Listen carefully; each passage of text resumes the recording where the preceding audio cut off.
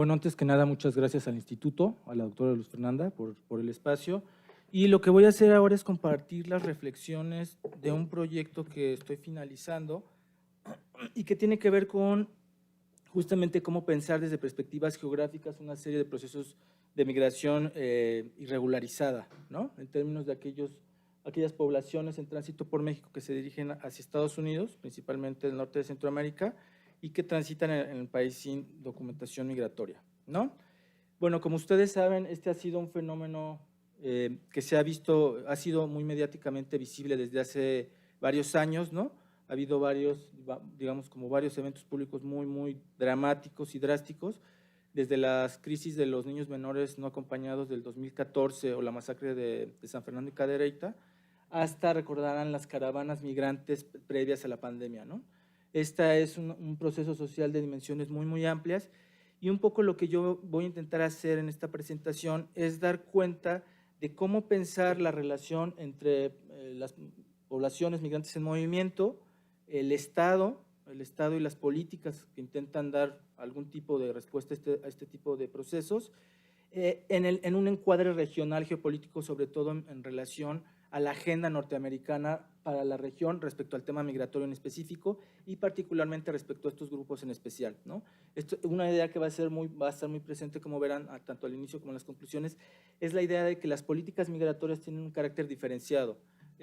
Por un lado, se cuestiona la idea de que los procesos migratorios son homogéneos, que no cambian ni en el tiempo ni en el territorio, y por otro lado, se sostiene el argumento de que las políticas hacia los grupos en específico, por ejemplo, en este caso los migrantes del norte de Centroamérica, son muy acotadas y tienen que ver con procesos de contención, ¿no? Entonces, en este sentido, lo que vamos a hacer es observar a través de una mirada geográfica, particularmente del territorio, pensando la frontera sur como un espacio específico, cómo se ha vuelto un dispositivo de contención migratoria, ¿no? Yo uso, digamos, el encuadre temporal de la pandemia por varias razones, desde el proceso de la contingencia sanitaria global hasta una concentración de una serie de políticas migratorias, ¿no? En el doble rasero, tanto en términos nacionales, con expresiones muy específicas en torno a ciertas localidades de la frontera sur, pero también en términos de regímenes fronterizos regionales, sobre todo pensando en la agenda norteamericana respecto a la región, ¿no? Una de las ideas fundamentales de este argumento es que hay que leer las detenciones y las deportaciones mucho más allá de solo como meros ejercicios de aplicación de la ley mexicana, ¿no?, hacia ciertas poblaciones, y que por el contrario hay que leerlas como acciones específicas que tienen una finalidad política, ¿no? Y que además esta serie de acciones, ¿no?, hay más acciones en términos de las políticas de contención migratoria, pero yo me centro en estas dos porque estas es muy fácil rastrearlas en términos de los registros estadísticos oficiales y porque también se articulan muy bien con una serie de informes de organizaciones de derechos humanos que nos permite tener una visión mucho más integral. Y finalmente está la idea justamente entonces de pensar la frontera como un dispositivo, ¿no?, como un espacio de desarticulación. Este es más o menos digamos, como el argumento que propongo, y para ello les planteo la siguiente ruta. La primera tiene que ver con, haré un breve encuadre teórico en relación a cómo concebimos tanto nociones como frontera, detenciones y deportaciones, la misma migración, y por supuesto un marco contextual. Como veremos, se trata de un proceso migratorio con una serie de características muy específicas y que además tiene un peso político muy importante. En el rubro metodológico cabe decir que me estoy basando sobre todo en una serie de registros bastante sistematizados. Tenemos registros que van durante toda la década pasada y lo que va de esta, con un grado de desagregación espacial bastante importante. Tenemos acumulados nacionales, por entidad federativa, incluso por ciertos municipios, y es un registro que es bastante, pues eso, bastante estandarizado y puede ser bastante útil, ¿no? Y finalmente concluiré haciendo alusión a cómo pensar justamente las detenciones y las deportaciones como procesos sociopolíticos que tienen finalidades específicas en términos de la gestión de ciertos grupos migratorios respecto al encuadre que tiene un Estado en específico, ¿no? Claro, esto nos permitirá concluir justamente que la frontera es un territorio de contención. No es el único, pero es uno de los principales en México y también en términos regionales de Norteamérica y de Centroamérica, ¿no?, en esta bisagra regional. Ahora bien, Como ustedes saben, yo me estoy basando en este grupo, en estas poblaciones migrantes por varias razones. Son unas migraciones que tienen una larga historicidad, ¿no? Tienen, el conjunto de las migraciones del norte de Centroamérica aglutina fundamentalmente a 3 países, Honduras, Guatemala y El Salvador, pero aquí sí hay que decir que hay historias específicas para cada una de ellas.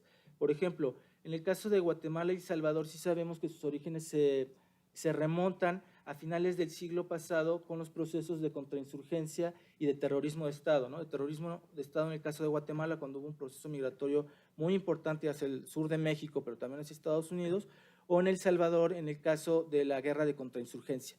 El más reciente, sin duda, es el de Honduras, pero la migración hondureña es una que ahora cobra mucha visibilidad y que además es uno de los principales componentes en términos de las migraciones masivas de estos 3 países, ¿no? En el caso de las caravanas migrantes de 2018, 2019 y las de la pandemia, encontramos que uno de del componente demográfico principal, o sea, la mayor población venía de Honduras, y esto tiene una explicación como mostraré. La segunda de los rasgos que me parece que es muy importante destacar es el carácter histórico-estructural de cómo se producen los contextos de expulsión.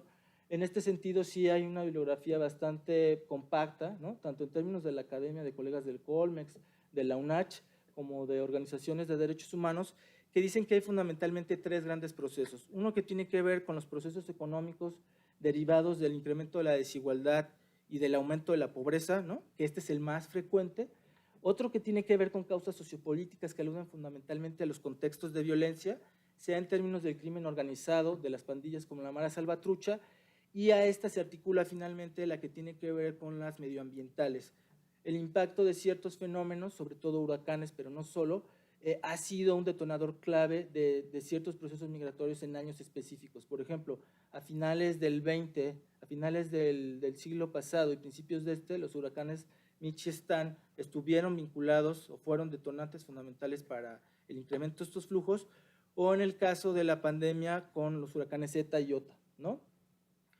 Otro de los rasgos que es importante destacar porque nos permitirá explicar, digamos, por qué se leen como se leen estas migraciones, tiene que ver justamente con su carácter de migración forzada. Esta es una discusión interesante, no me voy a detener mucho, pero tiene que ver fundamentalmente con la idea de que las migraciones se generan por una serie de causas que no tienen que ver con los migrantes, ¿no? Ellos no tienen control de, digamos, los procesos que los obligan a salir, fundamentalmente los costos de vida, el acceso a derechos sociales, que se articula muy bien con lo que mencionaba de las causas económicas, ¿no? Y hay 2 cosas más que es importante remarcar. Este carácter forzado se vincula también con el tipo de condición migratoria que tendrán. Generalmente cuando nosotros encontramos este tipo de procesos migratorios que son muy vertiginosos en términos temporales, pero también demográficos, encontramos que no tienen las posibilidades de gestionar una migración regular, ¿no? Es decir, muchos de los perfiles de los migrantes no están en las posibilidades de tramitar una visa, de hacer todo el proceso necesario para conseguir una serie de documentos migratorios, ¿no? Y esto además se articula con lo que diré más adelante, que es el hecho de que estas poblaciones salgan como salen en una condición migratoria sin documentos migratorios, hace también que sean mucho más susceptibles de procesos de exclusión y violencia, sobre todo en los países de tránsito como México y de destino en Estados Unidos, ¿no? Aquí sí habría que decir que hay una especie de contradicción que es interesante, pero que de alguna manera refleja la complejidad del proceso, y es, por un lado, encontramos poblaciones muy vulnerables, pero por otro lado, encontramos que estas poblaciones, mediante la migración, manifiestan y ejercen su agencia política. Es decir, si se fijan en términos de la composición de las causas, lo que vemos es que son poblaciones que están tratando de remontar condiciones de vida muy difíciles. Ahora bien, tenemos dos nodos importantes para pensar cuál es el encuadre actual.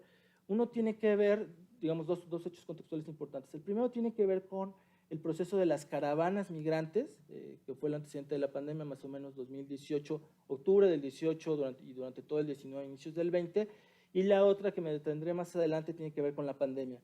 En el caso del 18-19, encontramos que hubo un proceso de una nueva modalidad de procesos migratorios que fueron las caravanas. Las caravanas ya tenían una serie de antecedentes.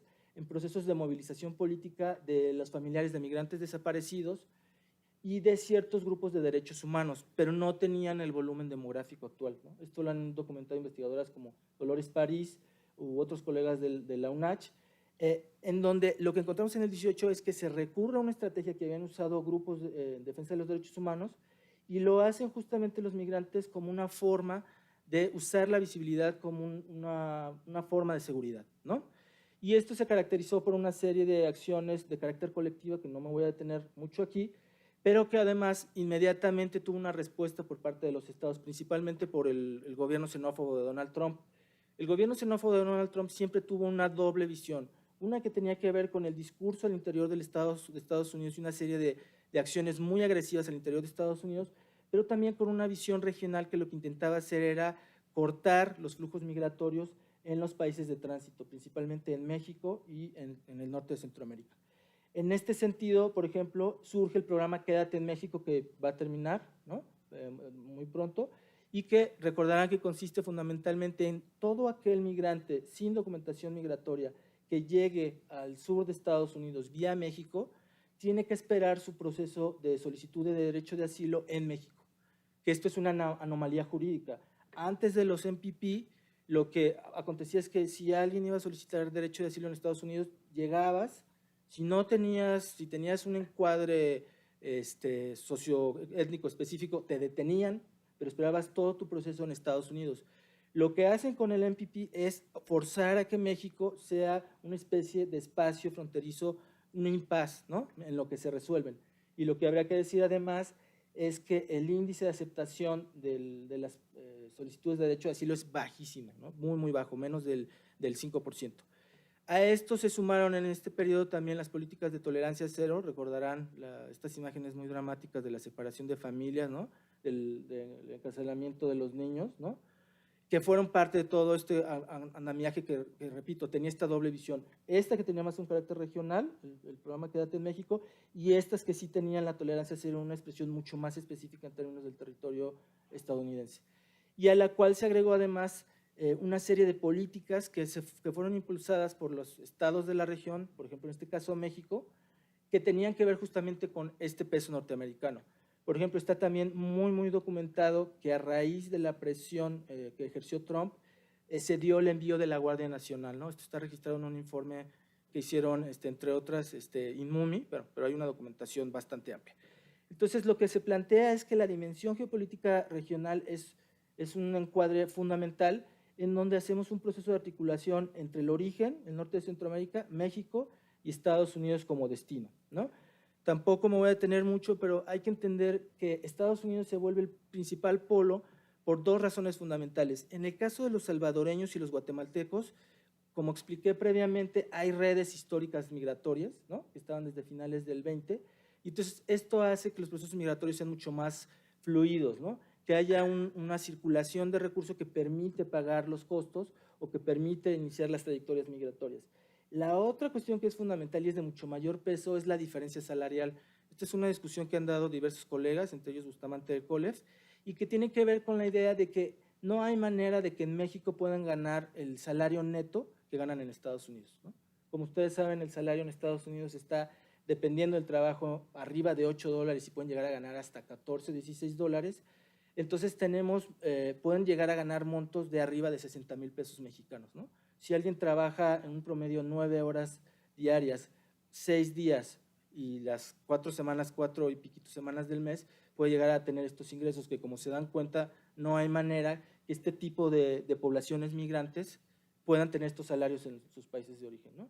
Esto también es una cuestión que caracterizó mucho la migración México-Estados Unidos, pero no esto me voy a tener, y estas ahorita las voy a abordar un poco más adelante. Ahora bien, antes de proseguir, sí me gustaría hacer como una serie de encuadres teóricos que van a permitir dar cuenta del argumento que intento desarrollar. En esto ya no me detengo mucho. Como ven, se trata de un proceso migratorio que tiene un carácter regional, que tiene un carácter histórico, estructural, ¿no? Y que esto se viene bien con una serie de discusiones en términos del vínculo que se exploró desde los 70 entre el desarrollo y una serie de procesos socioeconómicos vinculados. La idea fundamental de la migración forzada tiene que ver con que se trata de que la migración es un epifenómeno y que en realidad está determinado por las condiciones de desarrollo, que en términos generales tiene que ver con condiciones concretas de vida y con derechos sociales, fundamentalmente empleo, salario, salud y educación, ¿no? Esto es más complejo, pero estoy haciendo, digamos, una síntesis muy apretada. La otra cuestión que es importante es esta idea de las movilidades transfronterizas, porque lo que vamos a ver es que esto es lo que permite entender la articulación de distintos estados nacionales, ¿no? En donde hay tres actores fundamentales, no son únicos, pero son fundamentales, que esto permite entender el rejuego. Por un lado los migrantes, por otro lado los estados nacionales con una serie de políticas diferenciadas y las organizaciones promigrantes. Ahora, en este sentido, un papel fundamental para entender los procesos de contención migratoria tiene que ver con cómo leemos las fronteras. Yo parto de una idea previa que es que las fronteras son un tipo específico de territorio, y aquí sí me valgo de una discusión que han dado tanto la geografía anglosajona como la brasileña en términos de cómo pensar el territorio como un espacio deliberadamente político, ¿no? De orden estatal, que tiene una vertiente específica en términos de gobernanza y de control hacia ciertas poblaciones, ¿no? Están los trabajos de Hasber, por ejemplo, pero también están los de autores previos de finales del 20, ¿no? Entonces, en esta medida sí se recupera una doble lectura de las fronteras. Por un lado, como un territorio que, si bien no necesariamente puede acotarse a límites y líneas rígidos y fijos, que sí lo son en un sentido, o sea, si son garitas, son muros, son vallas, tiene también un carácter específico en términos de prácticas y políticas, ¿no? Entonces tenemos esta articulación entre la infraestructura material y un ejercicio deliberado de prácticas que tienen que ver con el control de ciertas poblaciones, ¿no? Del acceso a ciertas poblaciones. Aquí sí cabe decir que no me estoy metiendo en la discusión de frontera más amplia en términos, por ejemplo, de circulación de bienes, de mercancías. Me acoto específicamente a los procesos que tienen que ver justamente con la relación entre frontera y cómo lee el Estado a ciertas poblaciones extranjeras y regularizadas. La otra cuestión que es importante es entender que las fronteras son construcciones sociopolíticas y que tienen un carácter político, jurídico y administrativo muy específico. Es un poco lo que intenté mostrar antes cuando me remití a episodios específicos de control migratorio, por ejemplo, con el envío de la Guardia Nacional en el 19, que aluden a esta idea de que las fronteras son también cambiantes y móviles, ¿no? Y en este sentido, sí sigo a varios colegas que plantean cuatro cosas fundamentales de las fronteras. La primera es que tienen un carácter multiescalar, ¿no? Tenemos expresiones tan concretas como lo que acontece en Ciudad Hidalgo, por ejemplo, o en Tapachula, pero también lo que acontece, por ejemplo, a nivel municipal en términos de la frontera o del estado de Chiapas, o el papel que funge Chiapas en términos de la frontera sur, ¿no?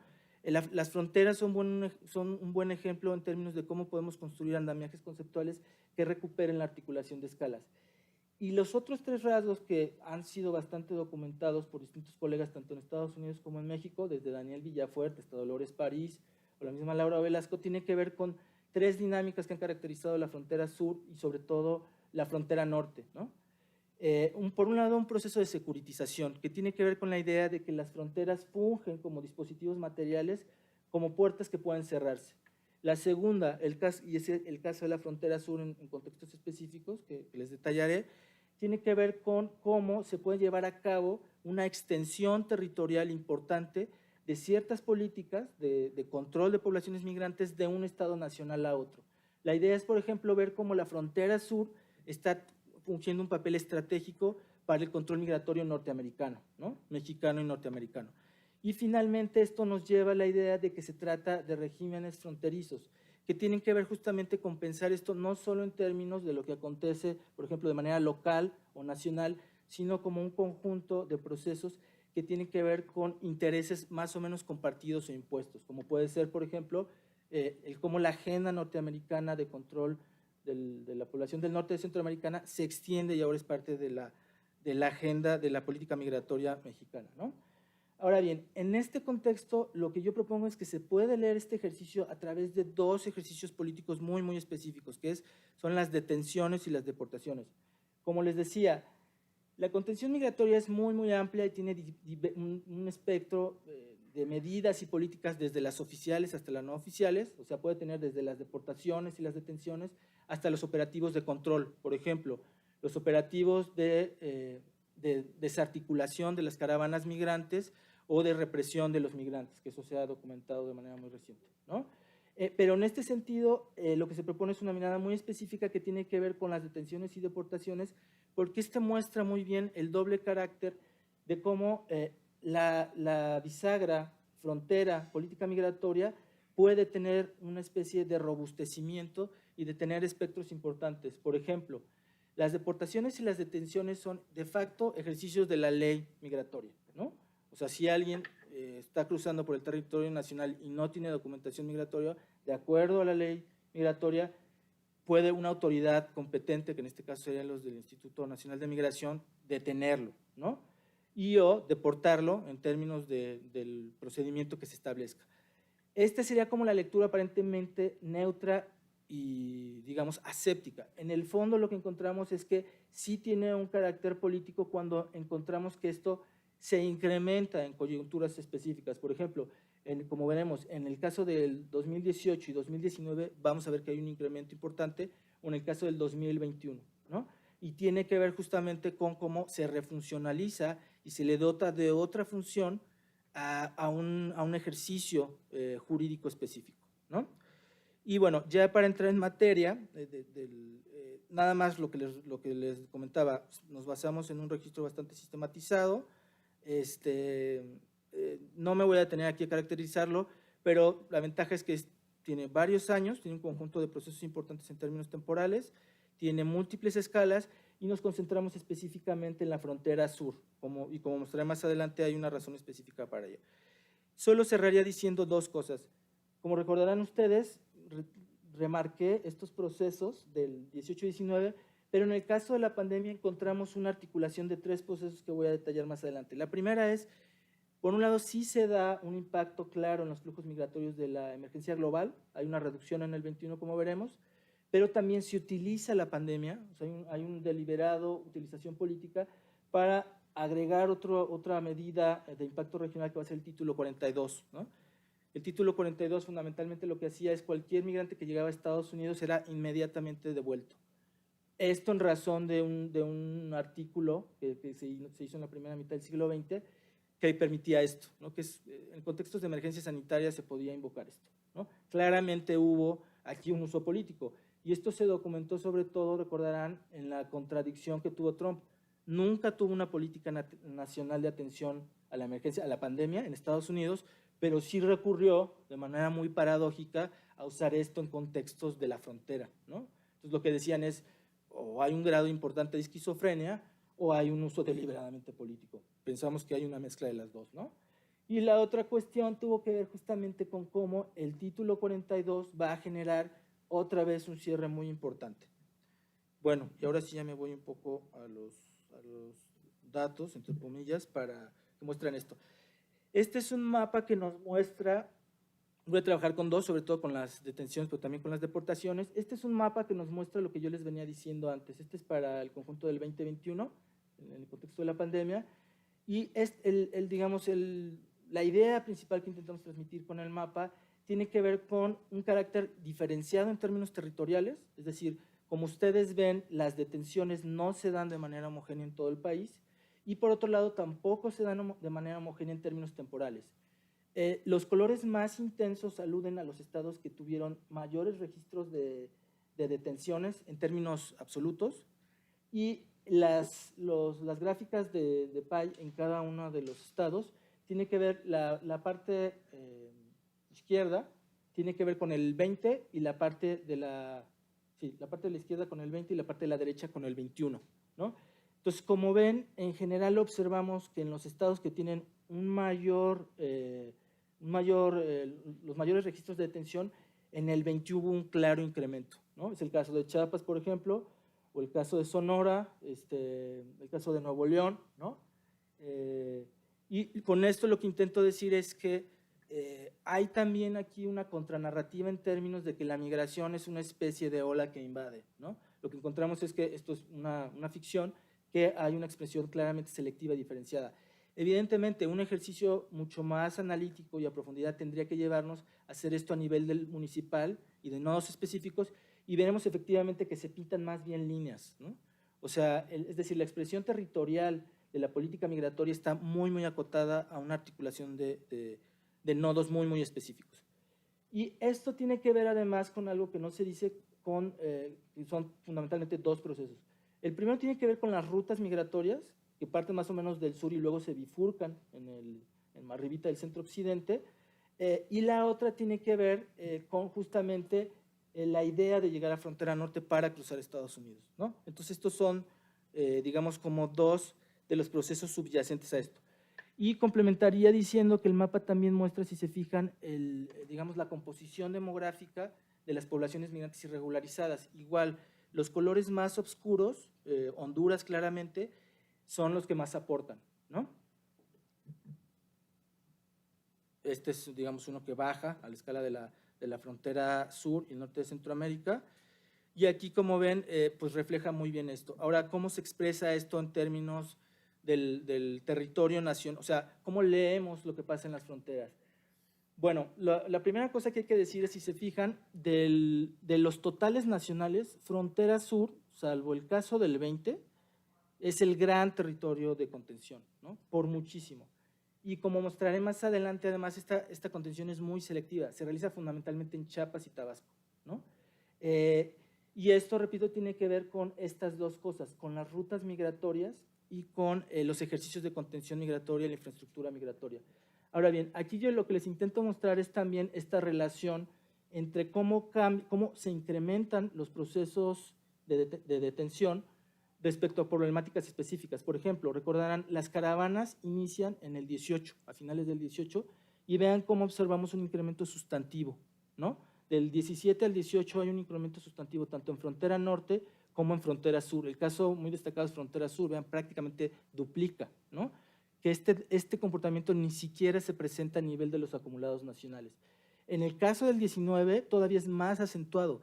El 19 fue el año fundamental de las caravanas, pero además hubo digamos, hay un componente importante que es, las caravanas fue la cara más visible de los procesos migratorios, pero las caravanas no representaban ni el 10% de las detenciones, ¿no?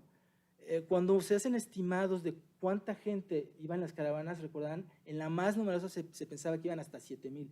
Realmente el flujo migratorio más importante ocurre de manera poco visible como una estrategia de protección, ¿no? Y después lo que intento mostrar es justamente cómo en el contexto de la pandemia sí observamos una reducción significativa, que esto corresponde a dos procesos fundamentales, a tres. Efectivamente, hay un proceso que paraliza una serie de procesos sociales. Los migrantes tienen unas redes desarticuladas y mermadas por la pandemia, pero también, digamos, la inserción en nichos laborales se vio muy disminuida, ¿no? Porque hay una cosa que no se dice, pero que es fundamental. El migrante fundamentalmente va a desempeñar en el país de destino una función laboral, o sea un migrante económico, sea un migrante forzado, eventualmente lo que necesita es un trabajo, ¿no? Para poder vivir y establecer una relación que provea bienes a su familia en el origen. Entonces, si hay una contracción de los mercados laborales y un recrudecimiento de las políticas migratorias, es bastante esperable que esto pase, sobre todo en términos de los mercados laborales, ¿no? Y aquí también hay un aporte interesante, sobre todo porque hay una contranarrativa importante. Uno pensaría que la inercia de la pandemia iba a hacer que los flujos siguieran bajando, y observamos lo contrario, si se fijan. Pero aquí también tenemos una serie de elementos que nos hacen leer esto de manera distinta. Los impactos de la pandemia en el 20 fueron claros, por ejemplo, en países como Honduras. Sabemos que la informalidad creció, la pobreza creció también, y se dieron los huracanes Zeta y Iota. Entonces, lo que observamos es que los procesos, ¿se acuerdan que yo aludía a procesos de expulsión migratoria fundamentalmente vinculados a causas económicas? Se acentuó la desigualdad y la necesidad económica. Entonces, por eso vemos un repunte muy, muy importante en el 21, ¿no? Y una tendencia muy semejante, si se fijan, observamos en términos de las deportaciones. Las deportaciones sí guardan otra lógica, porque estos son aquellos que van a ser devueltos forzadamente a sus países de origen y implican otro tipo de infraestructura. A mí la que más me interesa es la detención, porque ese es quizás el ejercicio más claro, ¿no?, de contención. Pero este se articula bastante bien y, como ven, también tiene un comportamiento bastante similar, donde la frontera sur, perdón, es a su vez el principal acumulador. Ahora, Ahora, en términos del proceso nacional, si se fijan, lo que también observamos es que estos dos conjuntos, frontera sur y frontera norte, son realmente los grandes acumuladores, ¿no? En conjunto tienen mucho más de la mitad, ¿no? Y esto permite entender que los ejercicios de control migratoria siempre tienen un carácter selectivo, ¿no? Aquí me voy un poco ya más, no me voy a detener mucho en esto para poder cerrar el argumento, pero lo que intento mostrar acá es el carácter diferenciado de las fronteras. Me voy a centrar solo en el sur, pero como en el caso de la norte también verán que se presenta un proceso similar. Realmente Chiapas es digamos, la entidad que concentra los procesos de detención vinculadas con Tabasco, ¿no? Campeche y Quintana Roo, si se fijan, tienen un papel nimio, y esto sí tiene que ver con lo que mencionaba antes, con los procesos de las rutas migratorias, ¿no? Como ven, hay también una clara preeminencia de los hondureños, ¿no? Y esto se observa también en el caso en el 21, ¿no? Aunque como ven, hubo un incremento también claro.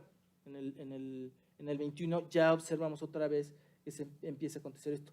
Y además esto, recordarán, se articula con noticias emblemáticas como los migrantes detenidos en Tapachula, cuando fueron reprimidas las caravanas, que coincide más o menos con esta temporalidad que les estoy mostrando, ¿no? Este es el mismo mapa para las deportaciones, ¿no? Que como ven muestra un carácter muy similar. Y ahora me voy justamente para cerrar en los últimos 10 minutos, ¿no? Bueno, la primera cosa que quisiera sostener es esta idea.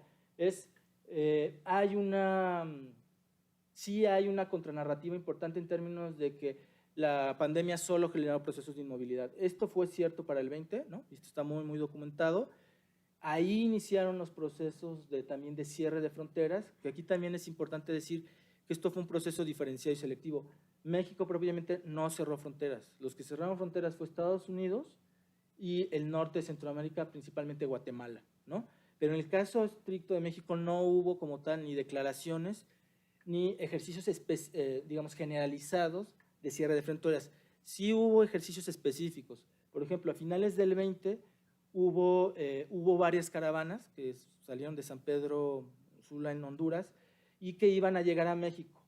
Cuando se dieron estos procesos a finales del 20, sí hubo un dispositivo muy claro de Guardia Nacional en la frontera sur, pero las caravanas fueron antes reprimidas y desarticuladas en Honduras y en Guatemala, ¿no?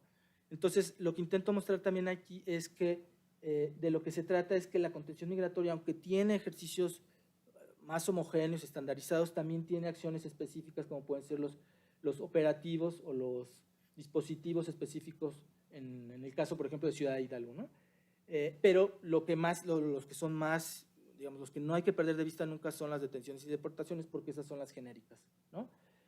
Ahora, la otra cuestión que reitero es la idea de que hay que leer de manera diferenciada. Yo creo que uno de los grandes aportes de la geografía para abordar este tipo de procesos es que nos ayuda a pensar el territorio como una serie de nodos que se articulan y que tienen distribuciones diferentes en términos de procesos que se acumulan en nodos específicos, ¿no? Y esto es lo que yo mostré, si se fijan. En este sentido, frontera sur no puede omitirse, ¿no? Pero a su vez, frontera sur, si se fijan, no es tampoco, o sea, no es que bajemos de escala y entonces sí, ahora sí usamos esta idea del espacio como indiferenciado, el territorio como un espacio políticamente apropiado e indiferenciado. No, siempre hay esta lectura muy política en términos de cómo intervenimos, ¿no? Y en este sentido, efectivamente, una de las pendientes que es importante es, que esto, bueno, esto será una parte posterior del proyecto, es cómo hacemos una lectura mucho más local que nos permita articular los distintos nodos y que nos dé un mapa mucho más complejo y no ¿no? Estos mapas, de alguna manera, si se fijan, son mapas todavía, lo voy a decir de una manera un poco burda, crudos, ¿no? Los procesos son mucho más selectivos. Así como las rutas migratorias que están marcadas perdón, las rutas terrestres, que si se fijan son las líneas rojas, ¿no? Lo mismo acontece con los procesos de contención migratoria. Se trata más bien de líneas, de un conjunto de líneas, y no de espacios que barren todo, ¿no? Ahora bien, y entonces en este sentido Lo que habría que hacer es justamente esto a nivel de todo el país y justamente pensándolo en bloques grandes.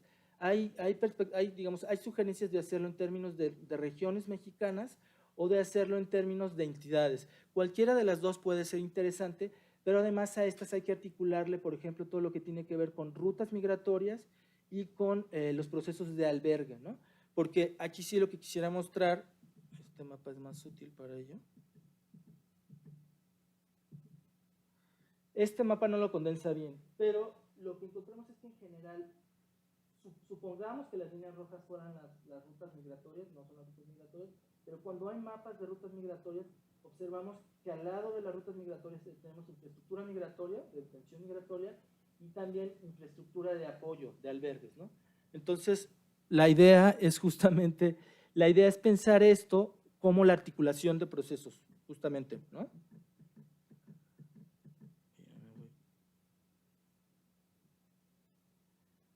Y bueno, terminaría esta lámina para ya arribar a las conclusiones justamente diciendo esto que dije. Es fundamental entender esta vinculación, ¿no? Aquí hay una dimensión en la que yo no me voy a meter porque esta sí ya implicaría otro tipo de discusiones. Además, esto tendría que articularse con lo que acontece tanto en Guatemala como en Honduras y El Salvador. Pero bueno, esto es para otro trabajo. Y lo que quiero decir es que esta acumulación, si se fijan, no es aleatoria. Aquí hay una idea también de pensar el espacio como un proceso de construcción social que se teje sobre relaciones sociales y en este caso principal de carácter político y jurídico, ¿no? La idea de los nodos que acumulan estas detenciones tiene que ver efectivamente con procesos focalizados de detención migratoria. Esto ha cambiado. Por ejemplo, en el 2014 hubo un programa que se ubicó sobre todo en Chiapas y que tenía que ver también justamente con algo que voy a mencionar más adelante, que es la idea de la impronta del carácter regional, ¿no? Sobre todo del peso de Estados Unidos, como habían venido diciendo, ¿no? Y entonces, así como pensamos el territorio como un proceso derivado de dinámicas específicas, también la distribución de las detenciones y deportaciones es un proceso que se produce en términos locales, nacionales y regionales y que tiene esta carga muy, muy destacada en términos sociopolíticos, ¿no? Bueno, finalmente, varias de estas cosas ya las mencioné, quizás solo reitero varias cosas. El papel de la frontera sur es fundamental, es el principal dispositivo de contención territorial. Hay una cosa que yo no dije, pero estos dispositivos son altamente eficientes en términos de los procesos de contención migratoria mexicana y norteamericana, porque estas decenas de miles de detenidos, ¿se acuerdan que los que puse? Son migrantes que no llegaron a pedir asilo a Estados Unidos, ¿no? Entonces, si uno saca el acumulado anual, se van a dar cuenta que estamos hablando de en la última década de más de 500,000 de personas, o probablemente mucho más, que no llegaron a solicitar un derecho al que tienen derecho, valga la redundancia, ¿no? Entonces, son altamente efectivos. La segunda es el peso del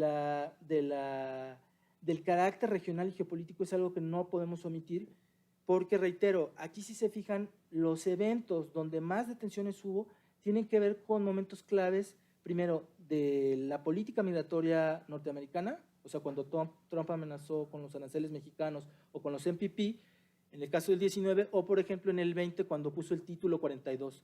Entonces lo que observamos, si se fijan, es que hay una relación en cascada.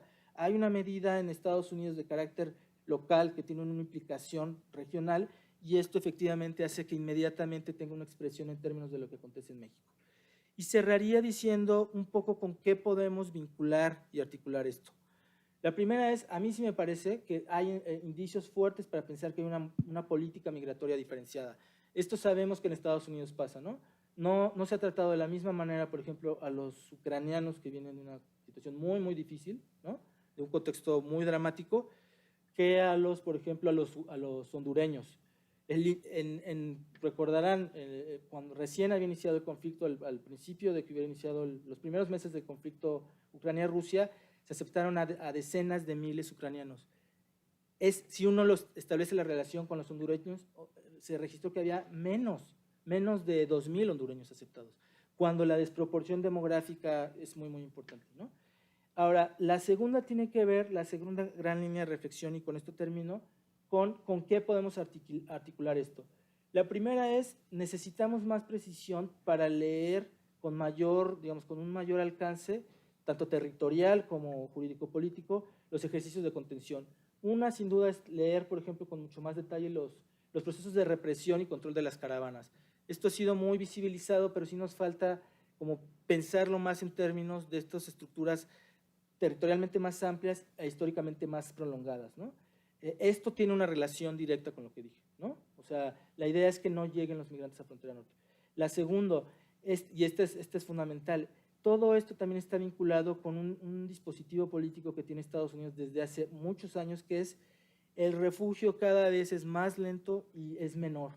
Entonces, entre tú tengas una menor tasa de aceptación de refugio, todos esos migrantes, aunque lleguen y hagan la solicitud, eventualmente serán devueltos y deportados, ¿no? Entonces, si se fijan, hay una relación entre la disminución del refugio y el incremento de estas estrategias, porque lo que hace es que lleguen menos gente a pedir refugio. De todas maneras, saben que no se lo van a dar, ¿no? Pero aquí también hay una contradicción, porque por ley tendrían que solicitarlo y por ley, de acuerdo a las condiciones de estos migrantes, se los tendrían que dar. Pero bueno, eso es harina de otro costal y no me voy a detener en esto. Y por otro lado, cierro diciendo esto, sí hay también una relación muy clara entre lo que van a ser los procesos de criminalización migratoria y las dinámicas de muertes y desapariciones migrantes.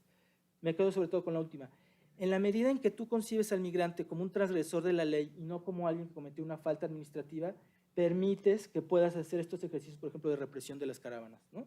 O en Estados Unidos separar a los niños de los padres, ¿no? Entonces, sí hay una articulación entre criminalización, políticas de represión y reducción del refugio, que en el fondo lo que tiene que ver es con que Estados Unidos no quiere hacerse cargo de una responsabilidad histórica. Y cierro con esto, porque Estados Unidos jugó un papel fundamental en producir los contextos de expulsión de estos migrantes, ¿no? Tanto por el intervencionismo militar y como el económico-político en apuntalar una agenda económica que incrementó la pobreza y la desigualdad, ¿no? Y le cierro aquí para estar en tiempo.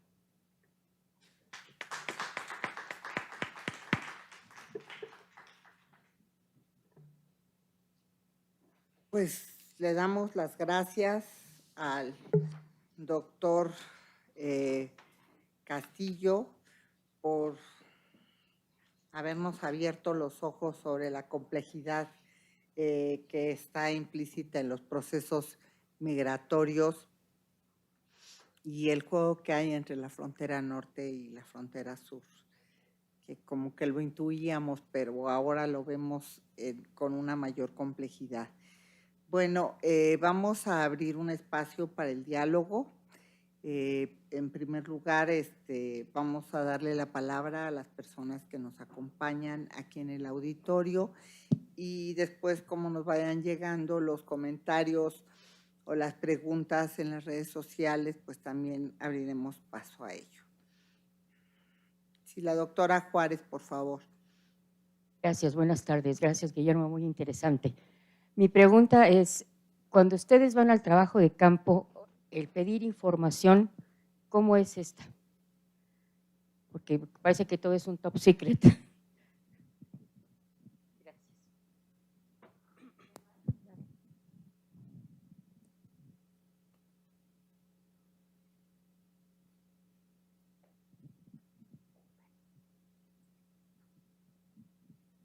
Muchas gracias, Guillermo. Muy interesante. Yo no sé nada de esto, entonces esto me parece sorprendente. Una pregunta, bueno, creo que pueden ser dos en realidad. La primera tiene que ver, obviamente hablaste de Centroamérica, pero últimamente hemos visto migraciones de Haití, por ejemplo. Entonces, no sé qué piensas de eso, si es algo que en el futuro se puede empezar a investigar, porque creo que cada vez… Bueno, visiblemente en la ciudad se pueden de repente ver migrantes de Haití y obviamente también me surge esta pregunta, ¿y ellos qué, no? Creo que su migración es un poquito más complicada quizá, bueno, no sé, ¿no? En temas de cómo llegaron aquí. Y luego la barrera del idioma creo que también es otra, ¿no? Que no está considerada quizá en los centroamericanos, pero pues que también puede influir. Y la otra es, ¿Qué pasa durante esos recorridos que mapeaste, no? No sé si tú lo estudies o si, ¿qué va pasando con estas personas, ¿no? En temas de quizá, a lo mejor porque es un tema que a lo mejor me importa a mí, es que temas de salud, alimentación, ¿qué va pasando durante, ¿no? ¿Qué va pasando desde que cruzan a México hasta que llegan a Estados Unidos? Y obviamente es muy dinámico esto, ¿no? Pueden llegar a un lugar y luego no saben, o sea, es difícil saber tú como investigador, qué pasa, ¿no? ¿Cuánto tiempo se quedan? Si se van luego, o sea, esas cosas de movilidad, ¿no? Como si a lo mejor puedes expandir un poco en eso, sería muy bueno. Y sería todo. Muchas gracias. ¿Alguien más? Bueno, por el momento no tenemos preguntas de las redes sociales, así que adelante. Muy bien. Bueno, antes que nada, muchas gracias. Yo sé que es una época complicada del semestre. Muchas gracias por las preguntas. Entonces, si les parece bien, contesto en el orden, ¿no? Gracias por las preguntas muy interesantes y pertinentes. Respecto a lo que me preguntaba la doctora Carmen, sí es un tema, ¿eh? Afortunadamente para esto usamos una serie de bases de datos que son de acceso público y están en la red, entonces no hubo problema. Pero en las